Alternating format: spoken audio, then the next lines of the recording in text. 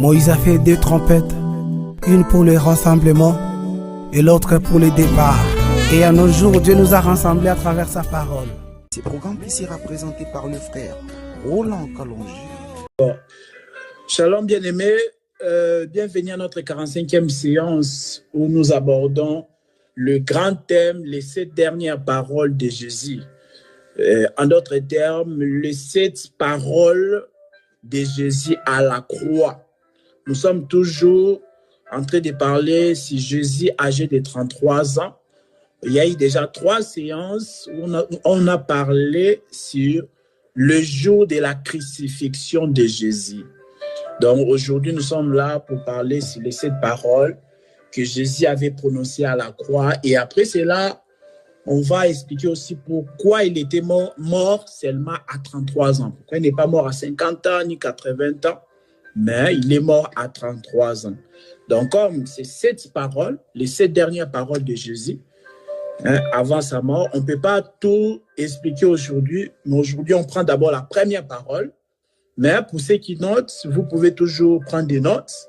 On a la première parole, c'est dans Luc chapitre 23, verset 34, où Jésus sur la croix, il dit « Père, pardonne-leur car ils ne savent pas ce qu'ils font. » Ça, c'est la première parole. On constate que lorsque Jésus monte sur la croix, on voit que la première parole qu'il va prononcer, c'est « Père, pardonne-leur car ils ne savent pas ce qu'ils font. » Luc chapitre 23, le verset 34.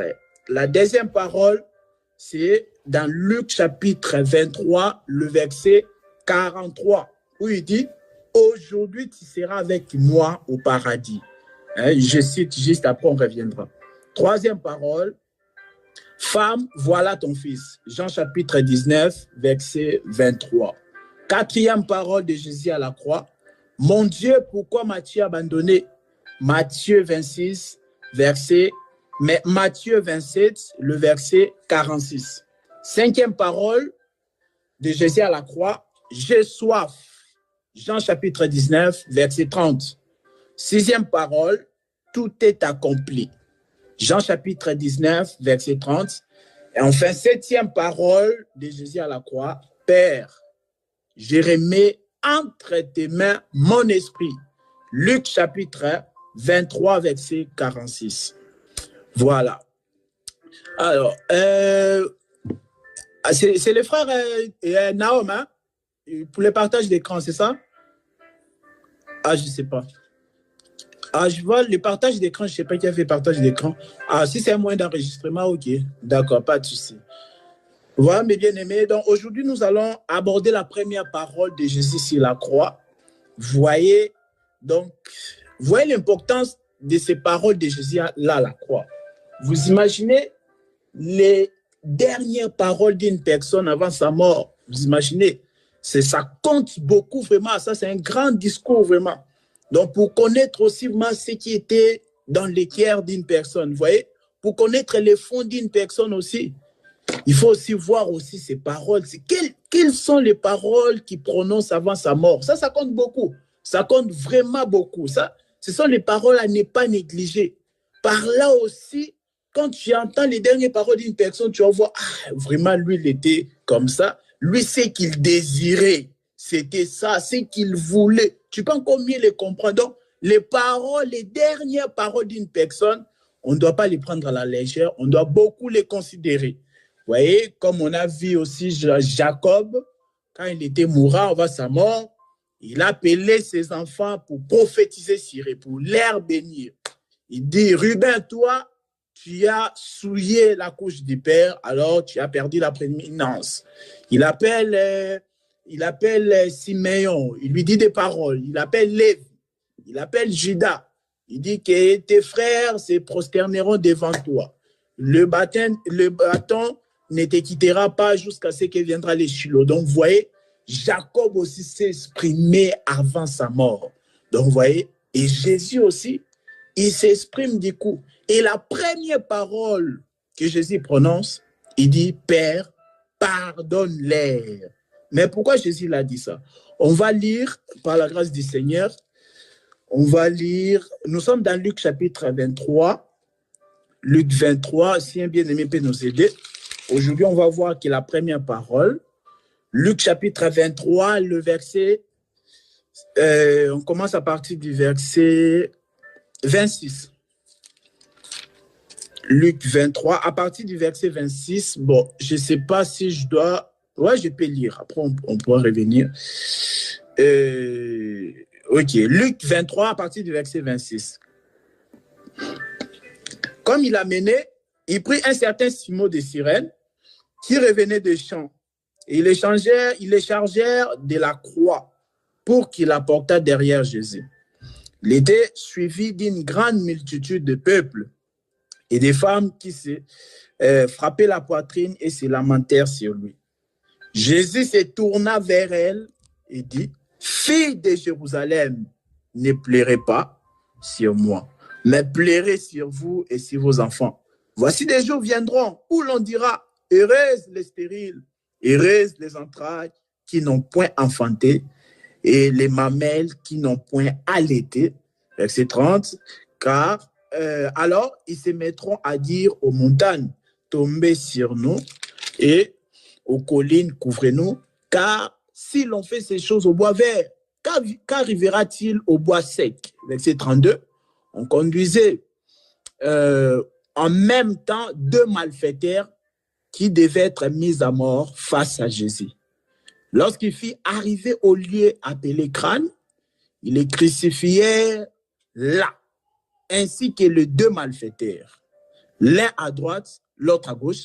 Jésus dit, « Père, pardonne-leur. » C'est ça notre thème aujourd'hui. « Père, pardonne-leur, car ils ne savent ce qu'ils font. » Ils se partagèrent ces vêtements en tirant au sort. Donc, on va aller jusqu'au verset 38. Jusqu'au verset 38, oui, c'est ça. Voilà, ils se partagèrent ces vêtements en tirant au sort. Le peuple se tenait là et regardait. Soulignez ça. Les magistrats, Shalom à Pélagie, soulignez, les magistrats se moquaient de Jésus, disant, il a sauvé les autres. Il se sauve lui-même. S'il est le Christ, l'élu de Dieu. Soulignez aussi, les soldats aussi se moquaient de lui. S'approchant et lui présentaient du vinaigre. Il disait, si tu es le roi des Juifs, sauve-toi toi-même. Il y avait au-dessus de lui cette inscription, celui-ci, et le roi des Juifs. Que le Seigneur soit loué. Donc, on vient de faire la lecture de Luc chapitre 23, le verset 26 à 38. On a fait toute cette lecture-là pour comprendre un peu. Donc, on est toujours là, les jours de la crucifixion de Jésus, où il devait monter sur la croix. Et Jésus va prononcer la première parole, « Père, pardonne-leur, car ils ne savent pas ce qu'ils font. » Mais avant cela, j'aimerais qu'on puisse réfléchir sur ça, mes bien-aimés. On a lu Luc 23, le verset 26. Il est dit quoi? Un certain Simon Cyrène. On avait déjà parlé de Simon le Cyrène. Quand j'avais dit qu'il était africain, il est de la Libye, et que les frères Naom a dit non, lui croyait plutôt qu'il était grec. Mais regarde ici, on n'a pas touché cette facette ici. On dit que Simon de Cyrène avait aidé Jésus à porter la croix. Mais remarquez, quelque part dans l'écriture, je crois que c'est Luc 9, le verset 23, Jésus dit quoi? Que c'est lui qui veut être son disciple. D'autres versions disent, c'est lui qui veut venir après moi, qui renonce à lui-même et qui se charge de sa croix et qu'il me suive. Vous voyez? On dit que chacun doit porter sa croix, il doit porter sa croix. Chacun doit se charger de sa croix et suivre Jésus. Alors que la croix de Jésus, Jésus a été aidé par Simon de Cyrène. On a droit de méditer, réfléchir sur ça et puis donner même des réponses prochainement. Comment on doit comprendre cette écriture-là où Jésus dit qu'il faut que chacun se charge de sa croix? Parce que Jésus lui-même, est-ce qu'on peut dire s'était chargé vraiment de sa croix? Parce qu'il y a beaucoup de interprétations aujourd'hui. Les gens disent, de toute façon, tu dois te charger de sa croix. Moi, je ne peux pas t'aider, donc tu dois te débrouiller avec ta croix. Regarde, Luc chapitre 9, le verset 23. Puis il dit à tous, si quelqu'un veut venir après moi, qu'il renonce à lui-même, qu'il se charge chaque jour de sa croix et qu'il me suive. Jésus dit que si tu veux être son disciple, tu dois te charger de ta croix chaque jour. Mais qu'est-ce que cela veut dire? Est-ce qu'on doit le comprendre comme ça? Agissant Dieu, le frère Naom, il voulait dire quelque chose. Oui, frère Joachim. D'accord, frère Naom. Frère Joachim, tu peux balancer quelque chose? Ouais, j'allais dire, il y a l'écriture. Ok, on doit se charger de notre fardeau, la croix, mais il est aussi écrit porter les fardeaux les uns des autres, enfin, prier les uns pour les autres. Oui, Galate, il est dit, oui. Ok, donc il y a une écriture qui dit que chacun doit se charger de sa propre croix. Mais une autre écriture aussi dans Galate, je crois Galate chapitre 6, verset 2, si je ne me trompe pas, oui. On dit quoi? Porter le fardeau les uns les autres, c'est ainsi que nous accomplirons la loi de Christ. On connaît la loi de Christ, c'est l'amour. Parce qu'il dit, je vous donne un seul commandement, aimez-vous les uns les autres. Vous voyez, bon, on reviendra encore dessus prochainement. Parce que physiquement, comme ça, on a vu que Jésus s'est fait aider par Simon le Cyrène pour sa propre croix. Donc, Simon le Cyrène l'avait quand même aidé à porter la croix. Et puis, est-ce que nous, maintenant, comment on doit comprendre cette écriture-là? Parce que beaucoup les prêchent comme ça. Ah, tu dois porter ta propre croix. Donc, d'autres même, ils parlent de ça en matière du salut. Mais frère, tu dois te débrouiller pour te sauver. Tu vois, comme si l'homme avait la capacité de se sauver lui-même. On continue, on reviendra sur ça, cette histoire-là, de porter sa croix chaque jour. Chacun doit se charger de sa propre croix. On continuera prochainement sur ça. Mais on dit quoi si là, il était crucifié au milieu de 2 malfaiteurs, 2 brigands, 2 voleurs. Et puis Jésus prononce la première parole que Jésus prononce. Il dit « Pardonne-les, car ils ne savent pas ce qu'ils font. » Vous savez, Jésus, durant sa marche, là, vous imaginez un peu, durant sa marche, quand je dis sa marche, là, de 3 ans, c'est-à-dire pendant son ministère, là, il prêchait, il parlait du pardon, il parlait de la réconciliation, il parlait de beaucoup de ces choses-là. Mais on voit aussi quand ça arrive à lui, donc Jésus demande miséricorde pour ces gens-là. Parce qu'aujourd'hui, on a des prédicateurs, ils sont des champions en matière du pardon. Ils prêchent qu'il faut pardonner l'autre. Mais lui-même, quand il remarque aussi on lui fait du tort, ben là, il ne pardonne pas. Donc, des prédicateurs rancuniers. Donc, du coup, des fois, on se pose la question, est-ce qu'ils ont compris celui qui sert? Tu vois? Est-ce que tu as compris celui que tu sers? Jésus-Christ, lui, n'est pas rancunier. Il a démontré sa prédication même sur la croix. Il demande pardon pour les gens là qui étaient en train de les crucifier. Bon, d'autres personnes, ils disent que les gens là qui l'ont crucifié, qui se moquaient de lui, c'était les mêmes gens qui l'avaient multiplié les pains et les poissons. Bon, moi, je n'ai pas une preuve, mais bon, voilà. C'est ce que les gens ils disent. Mais bon, on ne peut pas se baser sur ça. Mais on voit quand même que Jésus lui prêchait ça et puis il a vécu aussi sa prédication. Quand il s'agissait de pardonner, Jésus dit quoi? Pardonne-les, car ils ne savent pas ce qu'ils font. Vous imaginez, la première parole de Jésus, quand il monte sur la croix, il dit quoi? Que pardonne-les, ils ne savent pas ce qu'ils font. Donc Jésus demande vraiment le pardon. Pourquoi? Parce qu'il a compris que ces gens-là sont des pécheurs. Ces gens-là, ils ont besoin du pardon pour être sauvés. Vous allez comprendre encore quand on va passer à la deuxième parole. Aujourd'hui, tu seras avec moi au paradis. Vous voyez? Donc, on se moque de lui. On dit que tu as sauvé les autres. Vas-y.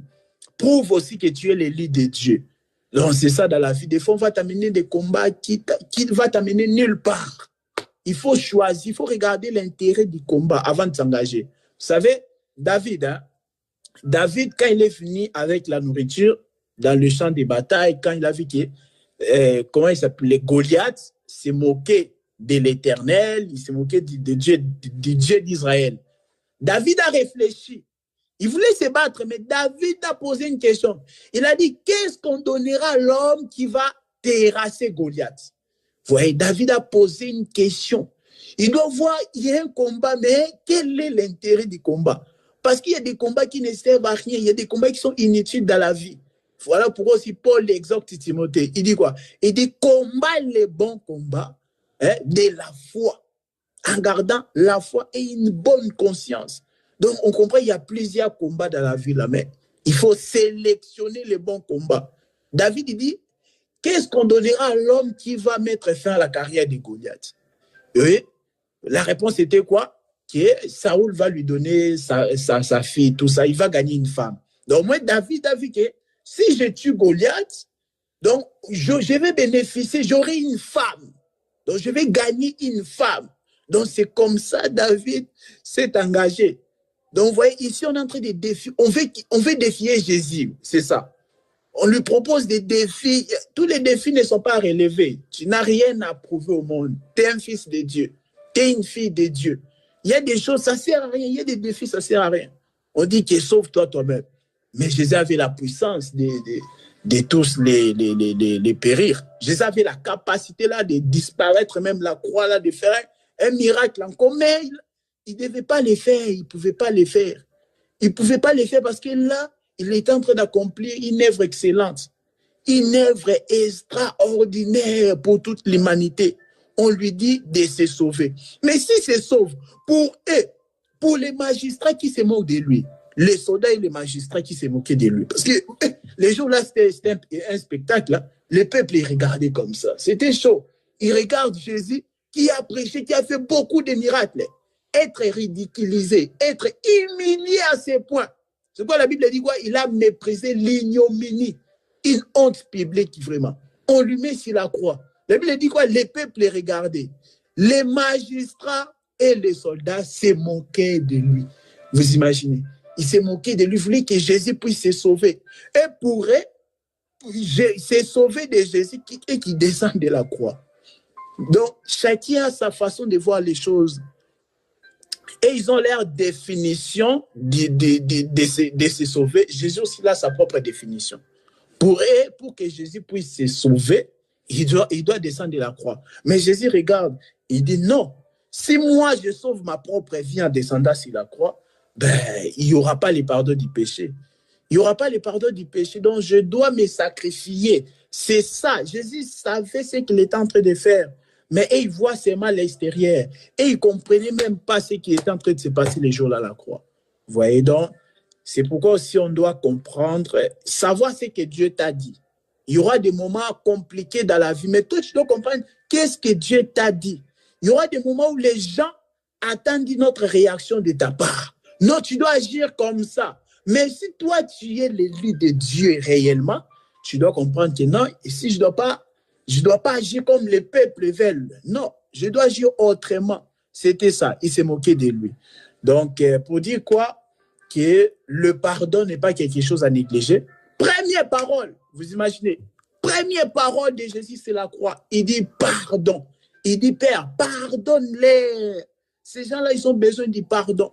Donc, le pardon, c'est pas une petite chose, mes bien-aimés. Le pardon, c'est vraiment le socle, le fondement du christianisme. Le pardon, c'est le fondement de l'Église. On va lire une écriture, frère Joachim, si tu peux nous aider. S'il te plaît, on va lire 1 Roi chapitre 8. 1 Roi chapitre 8. 1 Roi chapitre 8. Tu peux commencer à partir du verset 30.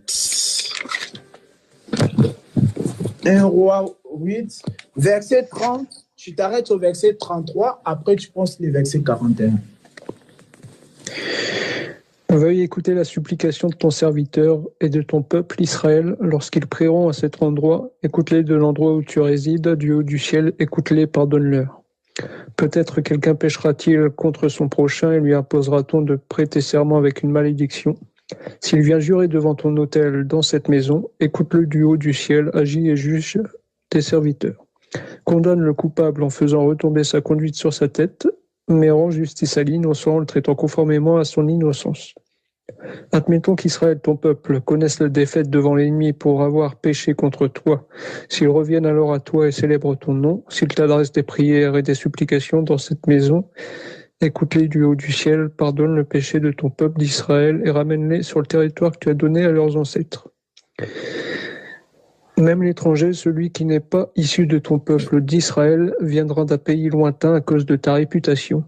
En effet, on apprendra que ton nom est grand, ta main forte et ton bras puissant.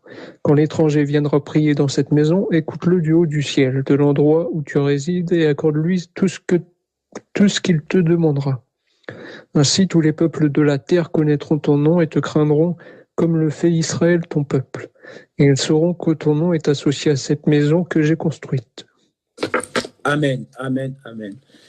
Parole du Seigneur. On voit que Salomon, lorsqu'il a construit les temples, maintenant, il fait la prière de dédicace. J'espère que tout le monde me capte très bien, hein? Tout le monde m'entend très bien. D'accord.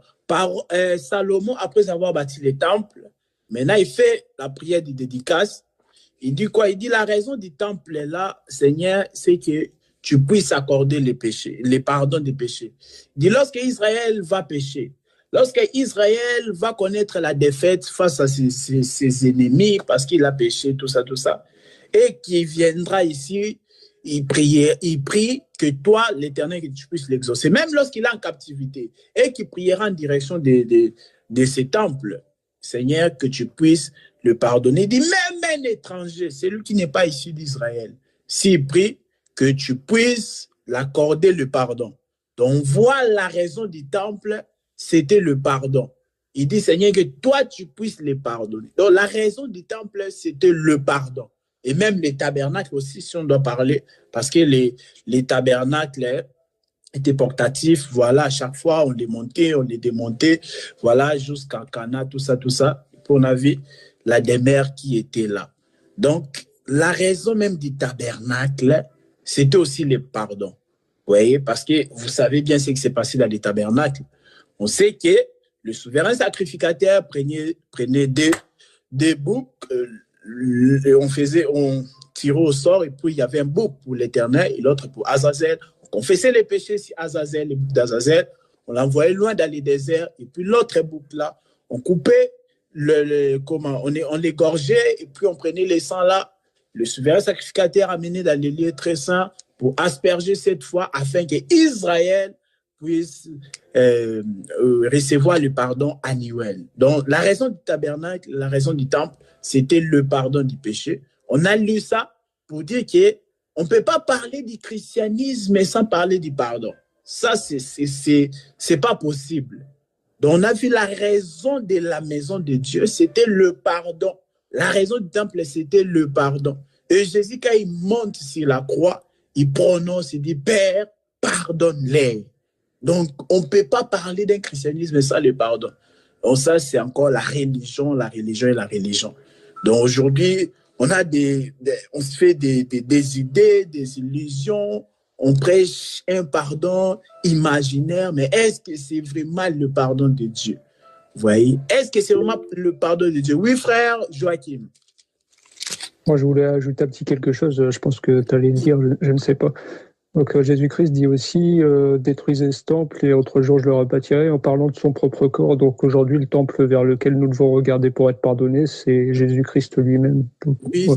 C'est Jésus. C'est juste un petit ajout. Voilà. Très bien, merci beaucoup. Oui, c'est Jésus-Christ, parce qu'il a montré dans Matthieu 26, le verset 28, il a dit que le sang est répandu pour le pardon du péché. Or, le sang là, ce n'était pas mon sang qui était répandu à la croix. C'était le sang de Jésus, le véritable temple. Merci beaucoup. Je cherche Colossiens. On peut prendre Colossiens aussi. Colossiens chapitre 3, verset 13, ou c'est l'inverse. Alors, oui, ça fait longtemps. Colossiens 3, verset 13. Oui, Colossiens 3, verset 13.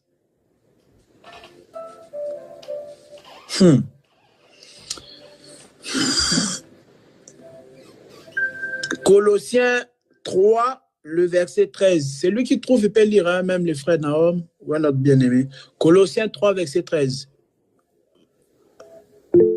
Oui, vas-y, frère. Le micro, oui. Supportez-vous les uns les autres, et si l'un de vous a une raison de se plaindre d'un autre, pardonnez-vous réciproquement. Tout comme Christ vous a pardonné, pardonnez-vous aussi. Ok, comme Christ vous pardonne ou vous a pardonné. Hein, frère Joachim? Je crois que toutes les versions seront d'accord. Ici, est-ce qu'on dit comme Christ vous pardonne, comme Christ vous pardonnera, ou il est dit comme Christ vous a pardonné? Ça, c'est passé composé. Hein? Frère Naum, tu ne vas pas me contredire quand même. Ici, c'est passé composé, non? C'est passé composé quand même. Il est dit comme Christ vous a pardonné. Nous sommes d'accord, ici, c'est le passé composé. Frère, tu peux répéter, s'il te plaît. Répète, frère Joachim.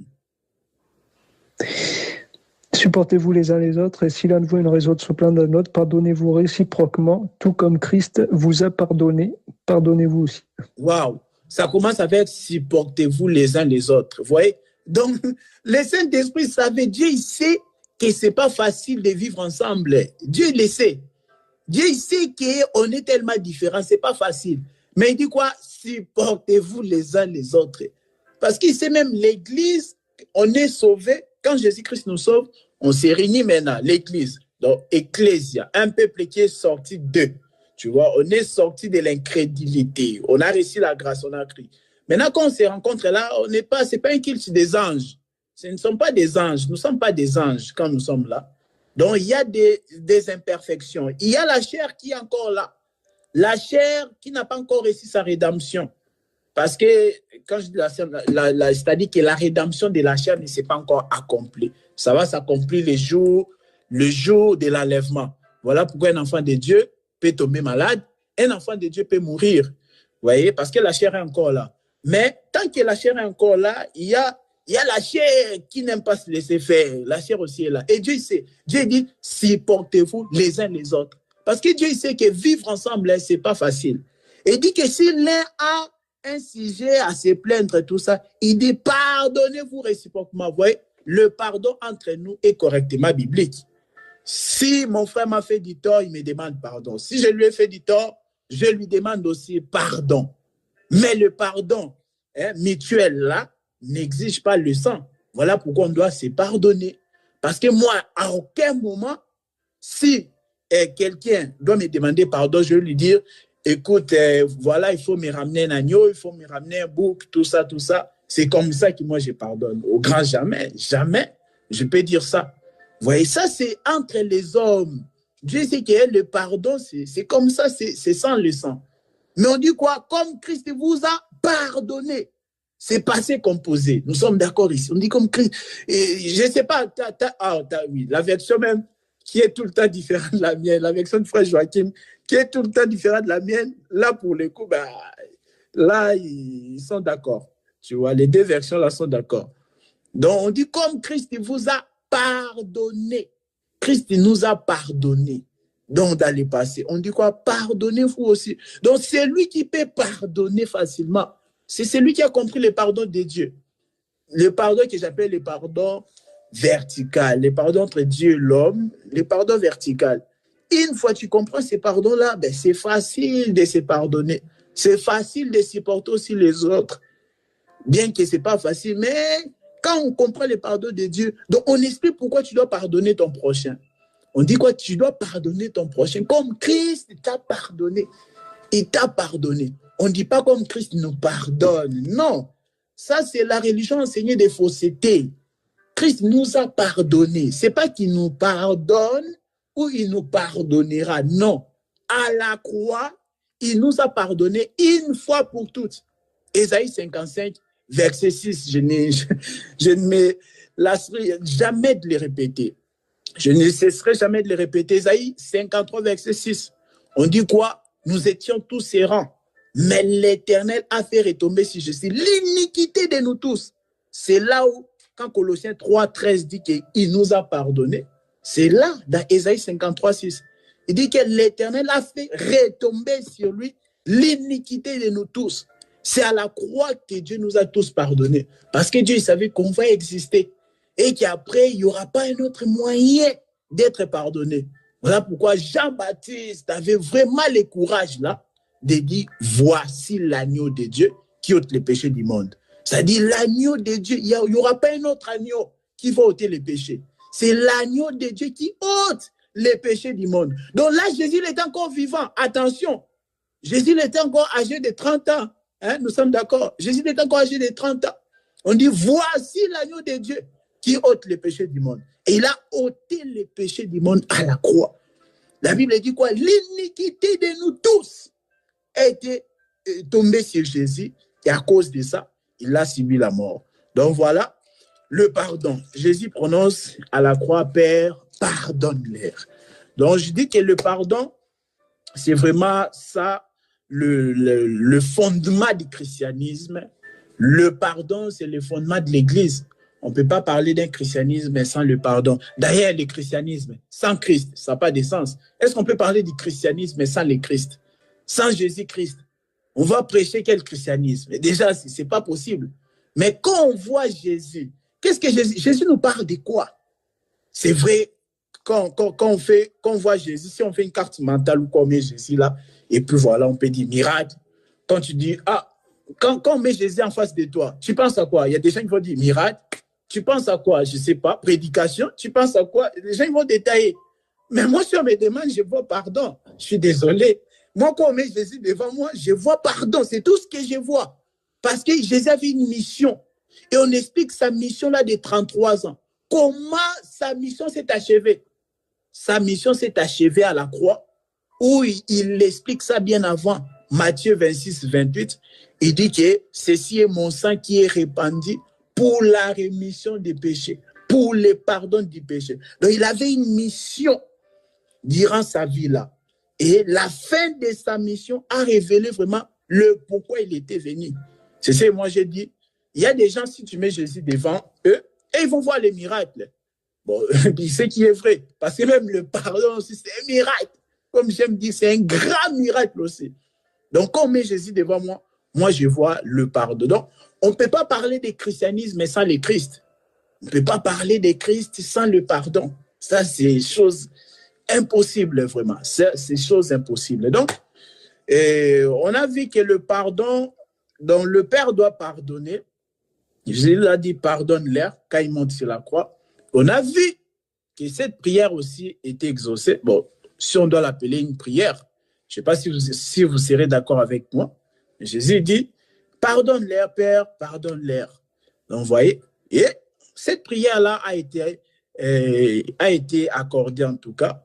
On a vu que les gens ont été pardonnés. Pourquoi? Parce que Jésus, donc il a été jusqu'au bout là. Donc, quand on se moquait de lui, prouve ceci, sauve-toi toi-même. Non, il ne s'est pas déconcentré, mais il est allé jusqu'au bout de sa mission. Et puis on voit, il a versé le sang comme il fallait, il est mort, il a été crucifié, enseveli et ressuscité. Il a achevé parfaitement sa mission. Vous voyez? Donc c'est comme ça. Le pardon a été accordé au fils d'Adam. Tous ceux qui sont sortis d'Adam, ben, ils sont des pécheurs. Tous ceux qui sont sortis d'Adam sont des pécheurs. Vous voyez? Pourquoi? Moi, à chaque fois, quand je partage l'évangile avec d'autres personnes, même vous ne connaissez pas tout ça, souvent quand je leur présente l'évangile de la croix, qui enseigne le pardon éternel de Dieu, ces gens-là, en fait, ils acceptent, mais ils disent que nous, on ne peut pas prêcher ça. Mais pourquoi? Parce que ça les dépouille de leurs œuvres. C'est ça le problème. Souvent, on pense qu'un orgueilleux, c'est quelqu'un qui montre ses voitures, tout ça, tout ça. Non, un orgueilleux, c'est celui qui s'appuie sur ses œuvres. C'est une personne qui ne veut pas lâcher l'affaire, il s'appuie sur ses œuvres pour que Dieu le trouve agréable. Vous voyez, moi, il y a des gens, ils m'ont dit, non, je ne peux pas prêcher comme ça. Je ne peux pas prêcher comme ça que je suis sauvé une fois pour toutes par la mort, seulement par la mort de Jésus. Comme si c'était une petite chose, vous imaginez. Donc, ils minimisent vraiment l'œuvre de la croix comme si c'était une petite chose. Beaucoup négligent l'œuvre de la croix. Beaucoup, ils refusent la prédication de la croix parce que ça les dépouille de leurs œuvres. L'évangile de la croix, mes bien-aimés, ça nous met au même rang que les prostituées. L'évangile de la croix, ça nous met au même rang que les voleurs, que les meurtriers. C'est ça la vérité. La vérité, c'est que quand cet évangile sort, tu te rends compte que Dieu t'a placé au même niveau que les prostituées, les voleurs et les meurtriers. Et ça énerve. Tu dis que moi, je ne suis pas une prostituée. En tout cas, allumons nos caméras pour ceux qui peuvent vraiment. Cela nous aide beaucoup. Allumons nos caméras, s'il vous plaît. Donc, vous voyez que Donc, ça nous met au même rang que les autres pécheurs là. Et c'est ça les problèmes. Et les gens, ils veulent se justifier, ils cherchent leur propre justice. Vous voyez? Mais c'est ça les problèmes. Et l'homme, il pense qu'il sera sauvé par lui-même, alors que non. Dieu l'a prévu, Dieu l'a préparé. Il a préparé un chemin. Il a préparé déjà comment est-ce que les gens seront sauvés. Maman Pélagie, je ne sais pas si tu nous reçois très bien. Je ne sais pas si tu nous entends très bien là. Yeah. Ah, d'accord. Oui. D'accord. Merci. Oui.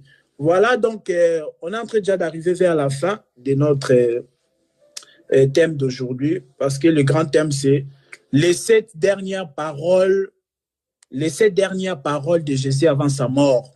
En d'autres termes, les 7 paroles prophétiques de Jésus sur la croix.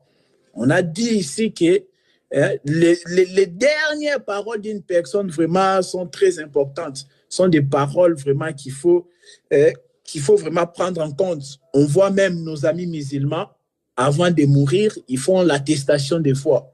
Ils disent dans l'air, quand il sait qu'il va mourir peut-être là d'ici 2 minutes, il fait ce qu'on appelle l'attestation de foi. Donc, il reconnaît vraiment sa foi.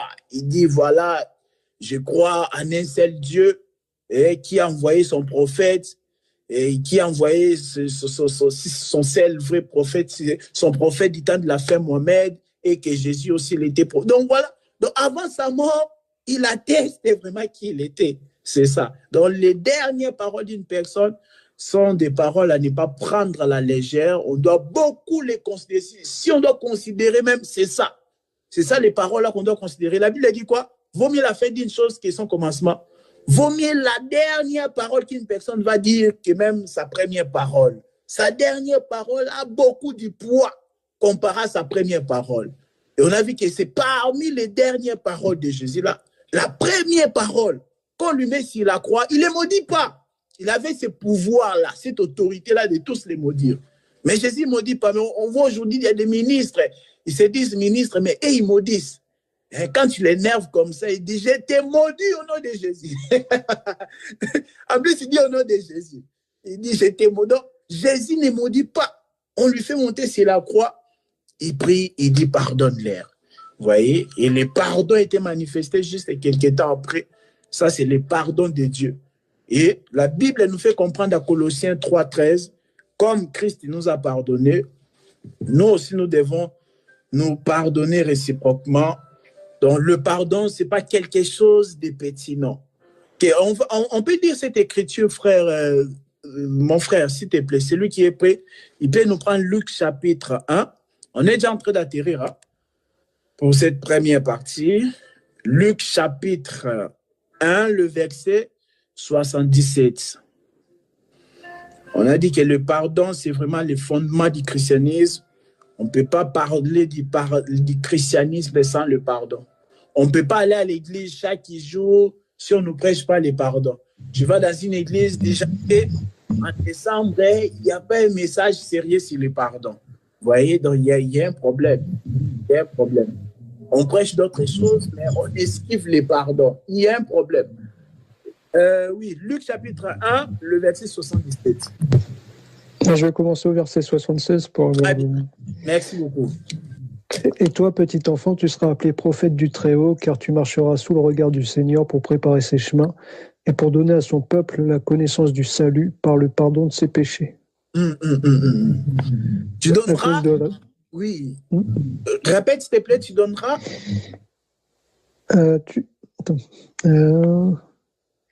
Et pour donner à son peuple la connaissance du salut par le pardon de ses péchés. Amen. On peut s'arrêter là, mon frère. On dit quoi? Que pour donner à ton peuple le pardon. Là, c'était la naissance de Jean-Baptiste, mais Zacharie est en train de prophétiser aussi par rapport à Jésus. Parce que comme vous savez, Jean-Baptiste était né 6 mois avant Jésus. Vous voyez, il y avait l'écart de 6 mois entre Jean-Baptiste et Jésus. Donc voilà, donc on est en train d'annoncer la naissance de Jésus aussi, en disant qu'il va accorder la connaissance du salut à son peuple. Donc le salut est lié à la connaissance. Le salut, on ne peut pas blaguer avec. On dit que le salut est lié à la connaissance. On dit quoi? par le pardon du péché. Donc, il dit quoi? Tu donneras la connaissance. Il accorde la connaissance du salut à son peuple par le pardon du péché. Vous savez, aujourd'hui, il n'y a pas que les églises africaines, là, les églises des réveils, tout ça, mais un peu presque partout dans le monde. On te dit que pour que tu deviennes chrétienne, tout ça, tu dois réciter une prière. Seigneur Jésus, je te reçois dans ma vie comme mon Seigneur et mon Sauveur. Vous voyez, ce sont de belles paroles, mais bon, je ne sais pas, ils ne comprennent pas ça aussi. Je te reçois, je t'accepte dans ma vie comme mon Seigneur et mon Sauveur. Ils disent, pardonne-moi mes péchés, tout ça, et merci. Je suis chrétien, ça y est. Mais ce n'est pas comme ça. Une prière d'acceptation de Jésus. Accepte Jésus.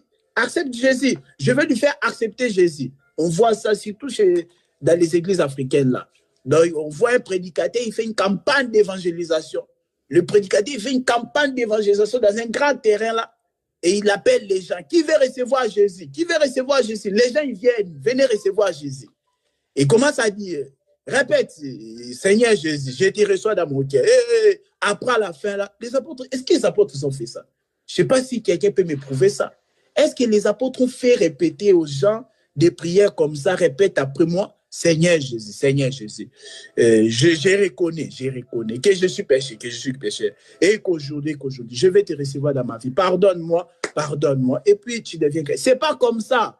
Luc chapitre 1, verset 77, on dit que Dieu, il accorde la connaissance du salut à son peuple par le pardon du péché. Celui ou celle qui peut prétendre qu'il a le salut, c'est celui qui a compris le pardon du péché. C'est ça. Donc, en fait, le salut est lié au pardon. On ne peut pas séparer le salut et le pardon, jamais de la vie.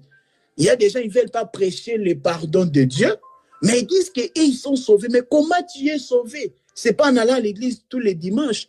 Ce n'est pas en portant une grosse Bible. Ce n'est pas en faisant de longues prières que tu es sauvé. Non. On dit ici que la connaissance du salut est liée au pardon. C'est-à-dire que quand tu comprends que Jésus-Christ est ton sauveur, c'est bien. J'ai accepté Jésus-Christ comme mon Seigneur et mon sauveur. Mon Seigneur, ça veut dire quoi? Oh, Jésus, il est mon roi. D'accord. Et mon sauveur, ça veut dire quoi? Oh, il est mon sauveur. Mais chaque jour, il pleure pour ses péchés. Chaque jour, il est esclave du péché. Donc, on a fait des esclaves. C'est ça les problèmes. Donc, une fois que tu comprends que Jésus est ton sauveur, c'est celui qui a vaincu ce qui t'a dominé. Un sauveur, c'est qui? C'est quelqu'un qui vient te sauver, non? Tu étais en train de te noyer, tu ne sais pas nager, et que tu te retrouves dans une piscine de 2,50 mètres. Toi, tu ne fais même pas 2 mètres. Et tu es là en train de te noyer. Quelqu'un vient te sauver. Il est ton sauveur. L'eau là de la piscine ou de la mer est en train de te dominer. Et lui, il t'a tiré de là. Il t'a sauvé carrément. Tu n'es plus esclave de l'eau là qui t'a dominé. C'est ça. Des fois, on dit Jésus sauveur, mais un sauveur de slogan. Et donc, Jésus est mon sauveur, mais ça reste un slogan. Quand tu lui dis, il t'a sauvé de quoi? Oh, il m'a sauvé du péché. Mais la nuit, encore avant de dormir, il demande encore pardon. Donc, on s'est dit, du coup, il dit des choses, mais on ne sait pas. On est vraiment, même moi, je ne comprends plus là. Je suis confus. Tu dis que Jésus t'a sauvé du péché. Mais avant de dormir, tu demandes encore pardon. Mais ça veut dire quoi? Tu es toujours esclave du péché ou c'est comment? Quand Jésus te sauve, tu n'es plus esclave. Déjà, il t'a accordé le pardon. Et puis, quand tu comprends ça, qu'il est réellement ton sauveur, il y a une grande puissance qui va venir en toi. Une grande puissance de la sanctification. C'est ce que les gens ne comprennent pas. Derrière le message du pardon, il y a une grande puissance de la sanctification. Tu comprends que Jésus-Christ t'a sauvé. Tu dois vivre pour lui. Tu dois vivre pour lui. Israël avant, il était dominé par Pharaon. Dieu l'a sauvé. Il doit vivre pour Dieu. C'est ça. Il doit être maintenant esclave de Dieu, plus esclave du péché. Mais bon, c'est ça. Hein. Les gens, ils disent des choses qu'ils ne comprennent pas. Moi, aujourd'hui, quand je dis Jésus est mon sauveur, c'est parce que j'ai reçu la connaissance du salut par le pardon du péché. J'ai compris que Jésus, ce qu'il était en train de faire à la croix, il a pardonné mes péchés passés, présents et futurs. Il est mort pour des péchés que je ne commettrai même pas. Ça, c'est fort. Jésus est mort pour des péchés même que je ne commettrai jamais. Parce qu'en fait, le pardon, en fait, il n'y a aucun péché qui peut résister à la croix. Si quelqu'un l'éprouve, vraiment, je vais l'applaudir. Il n'y a aucun péché qui peut résister à la croix. Il n'y a aucun péché qui domine la croix. Parce que l'œuvre de la croix, c'est quoi? C'est un Dieu qui a porté le corps d'homme pour mourir pour nos péchés. Ça, c'est un truc qui n'a... C'est pourquoi les musulmans, ils ne croient pas que Jésus-Christ est Dieu. Ils ne croient pas que Jésus peut être Dieu. Parce que c'est une grande folie. C'est pourquoi j'ai dit qu'il n'y a aucun péché qui peut dominer la croix. Il n'y a aucun péché qui peut résister devant la croix. Jamais. Parce que la croix, c'est lui qui a réalisé l'œuvre de la croix. C'était Dieu lui-même. C'était Dieu lui-même. Il voulait assurer un pardon éternel. Éternel. C'est pourquoi j'ai dit que Jésus-Christ à la croix, il est mort même pour des péchés que je ne commettrai jamais. Parce que c'est ça, les gens ne comprennent pas. Ah, tu prêches le pardon, on doit vivre comme on veut. Mais ça veut dire que tu n'as pas compris. Déjà, avant que je te prêche, est-ce que tu ne péchais pas? Tu péchais. Et alors, quand Adam, il a péché, est-ce qu'il avait coûté une prédication de la grâce? Non, mais il a péché. Ouais, ce sont des attaques. On attaque le message de la croix. C'est ça. On dit que quand tu prêches la croix comme ça, tu vas encourager les gens à pécher. Alors que ces gens-là, ils pêchent dans leur coin. Et puis maintenant, quand ils viennent, ils font semblant. Vous voyez? Donc, ce sont des attaques. Donc, la solution du péché, ce n'est pas la demande du pardon. La solution du péché, c'est le sang. Ça, c'est clair. La solution du péché n'a jamais été la demande du pardon. Non. Adam, j'ai toujours demandé aux gens, Adam, notre Père, qui nous a introduits dans les péchés. Parce qu'on ne peut pas parler, il est déjà 19h30. On doit commencer à arrêter déjà. Adam, qui nous a introduits dans les péchés, lui-même n'a jamais demandé pardon. Parce qu'on ne peut pas parler du péché sans Adam, quand même. Soyez honnêtes. On ne peut pas parler du péché sans Adam. Et Adam qui nous a introduits dans les péchés, lui-même n'a jamais demandé pardon. Ça, j'ai posé cette question-là au prédicateur. Jusqu'aujourd'hui, j'attends les réponses. J'ai dit, le jour que vous aurez la réponse, venez me voir. Adam qui nous a introduits dans les péchés, lui-même n'a jamais demandé le pardon. Mais on a vu l'œuvre que Dieu avait fait quand même pour sa rédemption. Bien que la réalité de ça, l'agneau l'avait couvert son péché et que la réalité, vraiment, son péché a été ôté à la croix. Vous voyez? Donc, c'est ça. Même Adam, il a compris que la solution du péché, ce n'est pas que je demande pardon. La solution, c'est que l'agneau doit mourir. Ça, c'est clair. Il y a aucune personne peut renverser le message de la croix. Ça, c'est un message fort. Aucune personne, aucune philosophie peut venir renverser ça. Le message de l'évangile. C'est quoi Paul nous a prévenu, il a dit, ça c'est une folie. C'est ça la prédication. Quand tu écoutes ça, c'est une folie. Le pardon, c'est une folie. Quelqu'un t'a fait du mal, mais tu dois le pardonner. C'est aussi une folie quand même. C'est une folie. Paul nous a prévenu, il a dit que c'est une folie. Il dit l'évangile là, il dit c'est une folie. Il a plu à Dieu de sauver les croyants par la folie de la prédication. 1 Corinthiens chapitre 1 verset 21. Il a dit c'est une folie. Vous voyez Jésus comme ça, on lui met sur la croix, au lieu de se fâcher, de s'énerver, de les maudire. Mais Jésus dit pardonne-leur. Vous voyez? Donc, on ne peut pas prêcher un christianisme sans le pardon. Voilà ce qui était la première parole de Jésus sur la croix. L'une de ses dernières paroles avant sa mort, Jésus a prononcé le pardon. Il a prononcé le pardon à la croix. Bon, prochainement, on va venir. On sera toujours dans cette première parole pour expliquer car ils ne savent pas ce qu'ils font. Vous voyez? Ils ne savent pas ce qu'ils font. Aujourd'hui, on a expliqué qu'il est pardon. Il dit pardonne-leur. La suite, c'est quoi? Car ils ne savent pas ce qu'ils font. On viendra aussi expliquer ça. Mais on a compris déjà que Jésus, là, il était en train d'introduire la nouvelle alliance et qu'il s'est rendu compte que vraiment la différence, la grande différence entre l'ancienne et la nouvelle alliance, c'est le pardon. Et le pardon n'a jamais été la même chose dans l'ancienne alliance et dans la nouvelle alliance. Il dit pardonne-leur. Pourquoi? Parce que dans la loi, Jésus est né dans la loi, nous sommes d'accord. Galates 4, verset 4, nous dit que Jésus était né sous la loi pour nous racheter de l'emprise de la loi. Mais dans la loi, il n'y avait pas le pardon véritable. Dans la loi, il n'y avait pas le pardon véritable. Vous voyez? On va lire la dernière écriture, mon frère. Hébreux 10, verset 28.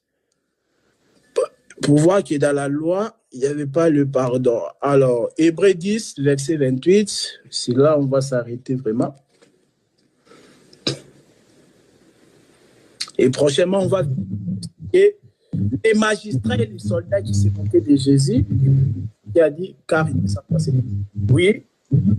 Celui qui a violé la loi de Moïse est mis à mort sans pitié, sur la déposition de 2 ou 3 témoins. Amen.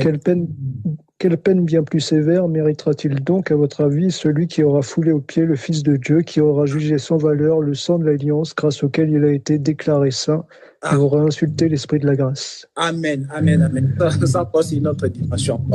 Mais on voit déjà, on explique dans Hébreux 10, 28, on dit celui qui pêche contre le commandement de Moïse, l'un des commandements de Moïse, il meurt, dans la version de frère Joachim, on a dit sans pitié, mais par exemple dans la version, on dit sans miséricorde. Miséricorde, pitié, on voit les pardons. Vous voyez? Nous sommes d'accord, non? Miséricorde, pitié, c'est les pardons. On dit quoi? C'est lui qui pêche contre l'un des commandements de Moïse, meurt sans miséricorde. Donc sans pardon, à condition que 2 ou 3 témoins soient là. Voilà pourquoi aussi Naboth était mort. Naboth, c'est quoi? Jézabel avait envoyé une lettre aux anciens de la ville pour mentir. Jézabel a envoyé qu'il a insulté Dieu, il a insulté aussi le roi.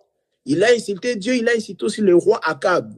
Il a amené des faux témoins là pour dire que Naboth a réellement insulté Dieu, a insulté aussi le roi. Donc c'est comme ça, on a exposé la situation, on a dit, ok Naboth, donc toi tu te joues de qui? Tu as insulté Dieu, tu as insulté le roi. En plus, il y a 2 témoins. Naboth était mort sans miséricorde. Alors que, encore, c'était un mensonge. Il n'avait pas fait. Mais le fait qu'il y avait 2 témoins, les anciens, ils ont jugé cette affaire-là était sérieuse. S'il y a un témoin, on laisse les bénéfices du doute. Mais au moment où il y a 2 ou 3 témoins, Naboth, il y a eu 2 témoins. Les anciens, ils ont tué Naboth. Ils ont décidé que Naboth meurt. Vous voyez? Donc, dans la loi, il n'y avait pas la miséricorde. Quand tu pêches contre l'un des commandements, allez, c'est fini. Hébreux 10, 28, on dit que tu meurs sans miséricorde. Hein? À la déposition de 2 ou 3 témoins. Maintenant, après là, le frère Joachim Ali, on a dit, alors, à plus forte raison, ceux qui auront foulé au pied la grâce de Dieu. Bon, ça, c'est prochainement où on dit aussi les péchés impardonnables. Vous voyez? Bon, on reviendra sur ça. Pour ce soir, on s'arrête ici. C'était la première parole de Jésus sur la croix. Luc, chapitre 23, verset 34.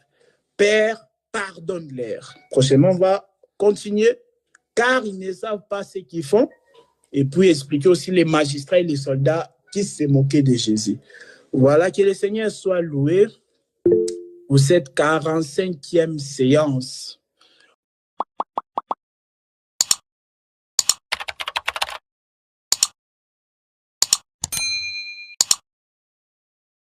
Nazakomata